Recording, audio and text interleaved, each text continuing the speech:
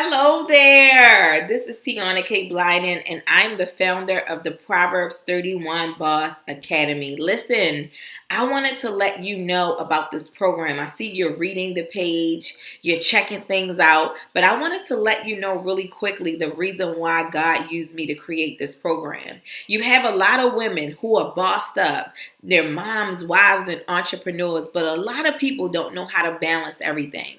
They're usually very great in one area and really not doing well in the other. And so the thing that's really important is that as a mom, wife, and entrepreneur, that you are well balanced in every area. Because God created you to be a Proverbs 31 woman. That means that you actually can do everything at the same time. He did not give you the vision to drop the ball at home. He did not give you that business so that you can ignore your husband, but you can do it all at one time and without guilt. God created me to help you with this because I did it wrong so many years that now He's allowing me to help women who have what I have. I have 4 children, all between the ages of 13 and 3 years old. I just graduated with my master's degree. I have a thriving business. I do a weekly podcast, but I still have date night with my husband. I still take care of myself. I still go to doctor's appointments. How am I able to do all of this? Serve in my church, go to Bible studies at church, and spend morning prayer with God.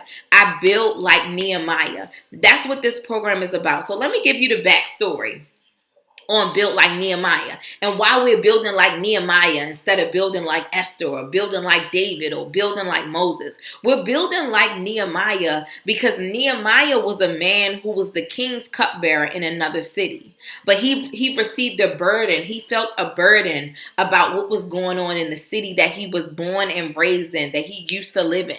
And so for a lot of us, what God has given us is a burden to go back and create something, to go back and do something for our communities, even if we've made it out. And so with Nehemiah, he decided to go back. And so he enlisted a few men. He enlisted some men and they were ready to work with him. And so as soon as they started working on the job, the enemy started attacking their families. So, of course, just like most of us, when the enemy begins to attack our families and we're in purpose, we leave purpose and we go to our family's aid. That's the same thing that those men did. But now you're home with your family, you're doing what you're supposed to do, but now you're not in purpose. And so the Lord spoke to me. He gave me a download. He said, Tiana, there are women that I've given a burden to do some things in the marketplace, in ministry, in business. They have some things to do in the nonprofit industry, but they're not doing it the way that I called them to do it. I told them that they don't have to choose, but they've got to build like Nehemiah.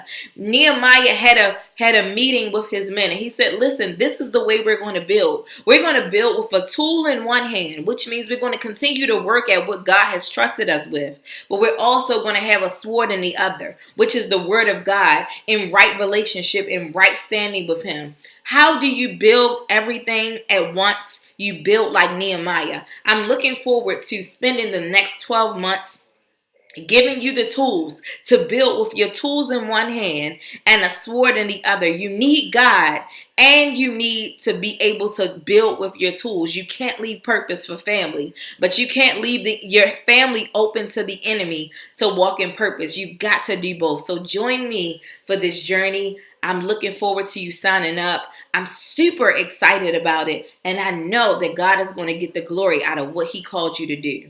Let's work.